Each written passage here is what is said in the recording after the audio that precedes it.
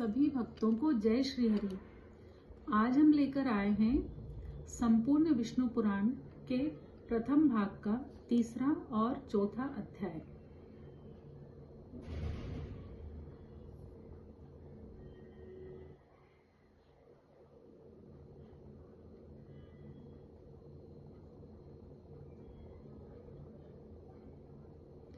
ओम श्रीमन नारायणाय नमः।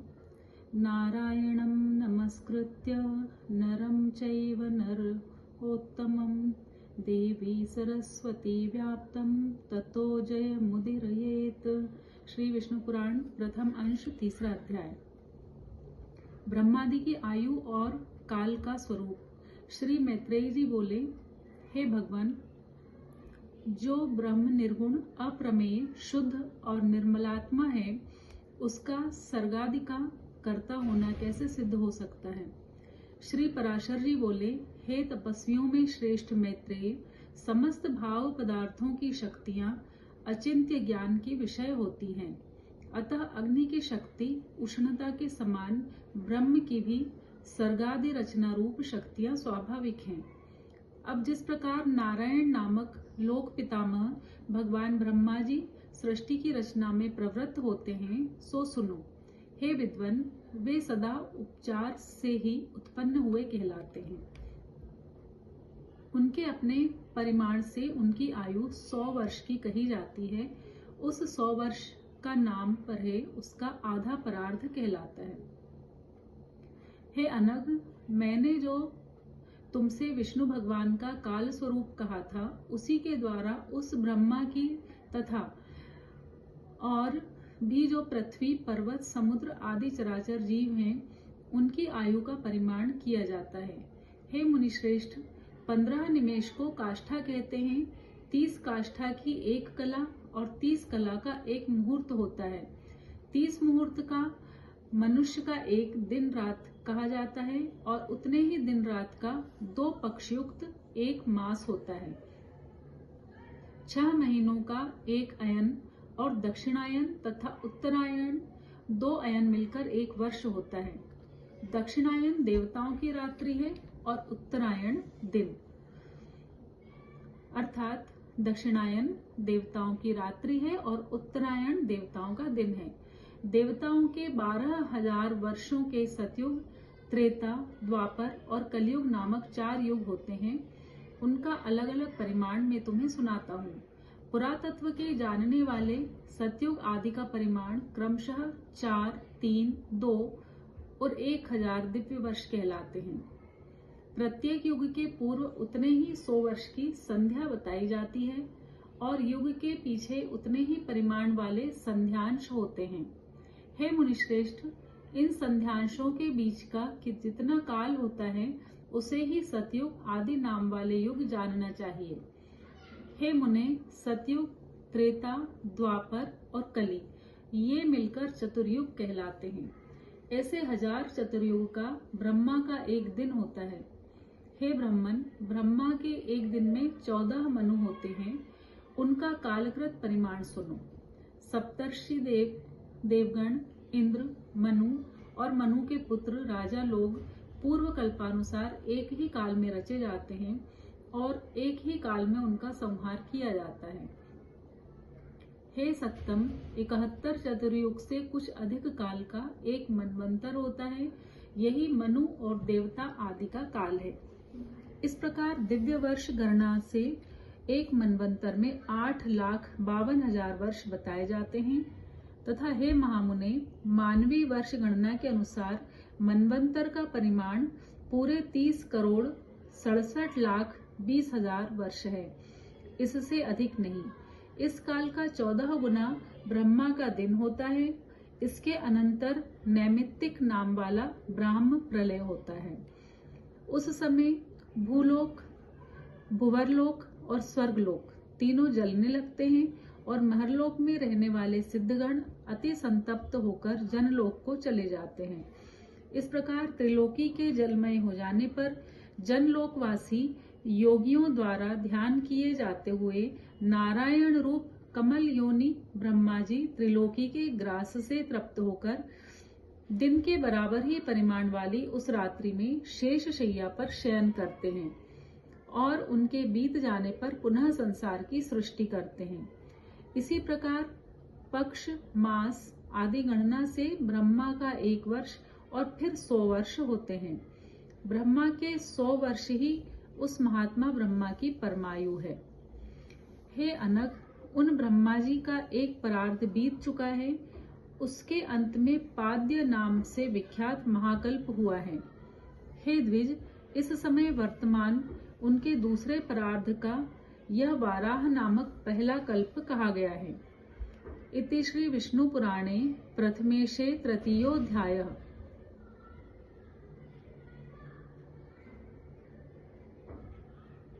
ओम श्रीमन्नारायण नमः। नारायणं नमस्कृत्य नरं चैव नरोत्तमं देवी सरस्वती व्याप्तं ततो जयमुदीरयेत्। श्री विष्णु पुराण प्रथम अंश का 4th अध्याय। ब्रह्मा जी की उत्पत्ति, वराह भगवान द्वारा पृथ्वी का उद्धार और ब्रह्मा जी की लोक रचना।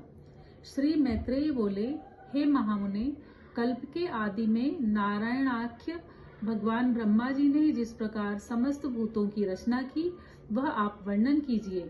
कारण वसुदेव भी मानो आई हुई जरा को छोड़कर फिर से नवयुवक से हो गए। हे गोविंद, सबको भक्षण कर अंत में आप ही मनीषी जनों द्वारा चिंतित होते हुए जल में शयन करते हैं।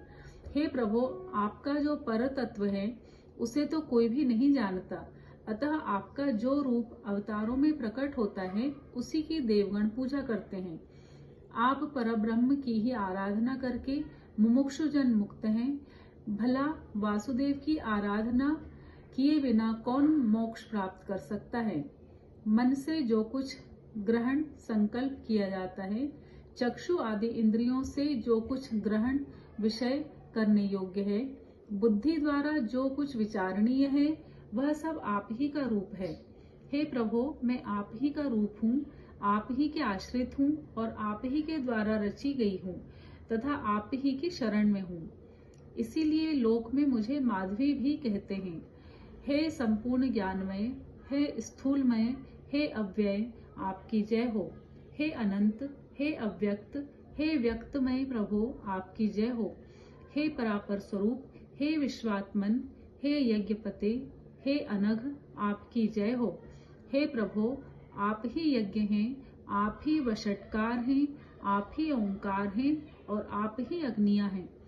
हे हरे, आप ही वेद, वेदांग और यज्ञ पुरुष हैं तथा सूर्य आदि ग्रह, तारे, नक्षत्र और संपूर्ण जगत भी आप ही हैं। हे पुरुषोत्तम, हे परमेश्वर, मूर्त अमूर्त, दृश्य अदृश्य तथा जो कुछ मैंने कहा है और जो नहीं कहा वह सब आप ही हैं। अतः आपको नमस्कार है, बारंबार नमस्कार है। श्री पराशर जी बोले, पृथ्वी इस प्रकार स्तुति किए जाने पर सामस्वर ही जिनकी ध्वनि है, उन भगवान धरणीधर ने घर घर शब्द से गर्जना की। फिर विकसित कमल के समान नेत्रों वाले उन महावराह ने अपनी दाढ़ों से पृथ्वी को उठा लिया और वे कमल दल के समान श्याम तथा नीलांचल के सदृश विशालकाय भगवान रसातल से बाहर निकले। निकलते समय उनके मुख श्वास से उछलते हुए जल ने जनलोक में रहने वाले महातेजस्वी एयर, निष्पाप, सदा सनंदन आदि मुनीश्वरों को भिगो दिया। जल बड़ा शब्द करता हुआ उनके खुरों से विदीर्ण हुए रसातल में नीचे की ओर जाने लगा और जनलोक में रहने वाले सिद्धगण उनके श्वास वायु से विक्षिप्त होकर इधर उधर भागने लगे। जिनकी कुक्षी जल में भीगी हुई है, वे महावराह जिस समय अपने वेदमय शरीर को कपाते हुए पृथ्वी को लेकर बाहर निकले, उस समय उनकी रोमावली में स्थित मुनिजन स्तुति करने लगे। उन निशंक और उन्नत दृष्टि वाले धराधर भगवान की जनलोक में रहने वाले सनंदनादि योगीश्वरों ने प्रसन्न चित्त से अति विनम्रता पूर्वक सिर झुकाकर स्तुति की। हे ब्रह्मादि ईश्वरों के भी परम ईश्वर, हे केशव, हे शंख गदाधर, हे खंड चक्रधारी प्रभु, आपकी जय हो। आप ही संसार की उत्पत्ति, स्थिति और नाश के कारण हैं। आप ही ईश्वर हैं और जिसे परम पद कहते हैं वे भी आपसे अतिरिक्त और कुछ नहीं है। हे यूप रूपी दाढ़ों वाले प्रभु, आप ही यज्ञ पुरुष हैं। आपके चरणों में चारों वेद हैं, दांतों में यज्ञ है, मुख में शेन चित्त आदि चित्तियां हैं। हुताशन यज्ञाग्नि आपकी जिह्वा तथा कुशाएं रोमावली हैं। हे महात्मन, रात और दिन आपके नेत्र हैं तथा सबका आधारभूत परब्रह्म आपका सिर है। हे देव, वैष्णव आदि समस्त सूक्त आपके सटाकलाप स्कंध के रोमगुच्छ हैं और समस्त हवि आपके प्राण हैं। हे प्रभु, स्त्रुक आपका तुंड यानी थूथनी है, सामस्वर धीर गंभीर शब्द हैं, प्रागवंश यजमान ग्रह शरीर है तथा सत्र शरीर की संधियां हैं। हे देव, इष्ट श्रोत और पुर्त स्मार्थ धर्म आपके कान हैं। हे नित्य स्वरूप भगवन, प्रसन्न होइए। हे अक्षर, हे विश्वमूर्ते, अपने पाद प्रहार से भूमंडल को व्याप्त करने वाले आपको हम विश्व के आदि कारण समझते हैं। आप संपूर्ण चराचर जगत के परमेश्वर हैं और नाथ हैं, अतः प्रसन्न होइए। हे नाथ, आपकी दाढ़ों पर लगा हुआ यह संपूर्ण भूमंडल ऐसा प्रतीत होता है मानो कमल वन को रौंदते हुए गजराज के दांतों से कोई कीचड़ में सना हुआ कमल का पत्ता लगा हो। हे अनुपम प्रभावशाली प्रभु, पृथ्वी और आकाश के बीच जितना अंतर है वह आपके शरीर से ही व्याप्त है। हे विश्व को व्याप्त करने और समर्थ तेजयुक्त प्रभु, आप विश्व का कल्याण कीजिए। हे जगतपते, परमार्थ सत्य वस्तु तो एकमात्र आप ही हैं, आपके अतिरिक्त कोई और भी नहीं है। यह आपकी ही महिमा है जिससे यह संपूर्ण चराचर जगत व्याप्त है। यह जो कुछ भी मूर्तिमान दिखाई देता है ज्ञान स्वरूप आपका ही रूप है। अजितेंद्रिय लोग भ्रम से इसे जगत रूप में देखते हैं। यह संपूर्ण ज्ञान स्वरूप जगत को बुद्धिहीन लोग अर्थ रूप में देखते हैं, अतः वे निरंतर मोह में संसार सागर में भटका करते हैं। हे परमेश्वर, जो लोग शुद्ध चित्त और विज्ञान वेत्ता हैं वे इस संपूर्ण संसार को आपका ज्ञानात्मक स्वरूप ही देखते हैं। हे सर्व, हे सर्वात्मन, प्रसन्न होइए। हे अप्रमेयात्मन, हे कमल नयन, संसार के निवास के लिए पृथ्वी का उद्धार करके हमको शांति प्रदान कीजिए। हे भगवन, हे गोविंद, इस समय आप सत्व प्रधान हैं, अतः हे ईश, जगत के उद्भव के लिए आप इस पृथ्वी का उद्धार कीजिए। और हे कमल नयन, हमें शांति प्रदान कीजिए। आपके द्वारा यह सर्ग की प्रवृत्ति संसार का उपकार करने वाली हो। हे कमल नयन, आपको नमस्कार है, आप हमको शांति प्रदान कीजिए। श्री पराशर जी बोले, इस प्रकार स्तुति किए जाने पर पृथ्वी को धारण करने वाले परमात्मा वराह जी ने उसे शीघ्र ही उठाकर अपाल जल के ऊपर स्थापित कर दिया। उस जल समूह के ऊपर वह एक बहुत बड़ी नौका के समान स्थित है और बहुत विस्तृत आकार होने के कारण उसमें डूबती नहीं है। फिर उन अनादि परमेश्वर ने पृथ्वी को समतल कर उस पर जहां तहां पर्वतों को विभाव करके स्थापित कर दिया। सत्य संकल्प भगवान ने अपने अमोघ प्रभाव से पूर्व कल के अंत में दग्ध हुए समस्त पर्वतों को पृथ्वी तल पर यथास्थान रच दिया। तदनंतर उन्होंने सप्तद्वीपादि क्रम से पृथ्वी का यथायोग्य विभाग लार भूलोकादि चारों लोकों की पूर्ववत कल्पना कर दी।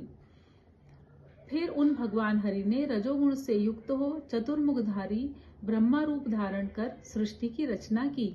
सृष्टि की रचना में भगवान तो केवल निमित्त मात्र ही हैं, क्योंकि उनकी प्रधान कारण तो सृज्य पदार्थों की शक्तियां ही हैं।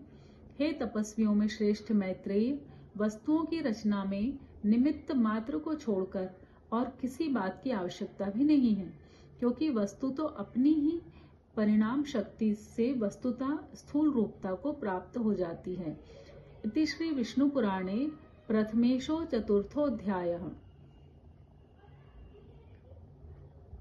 जय श्री हरि।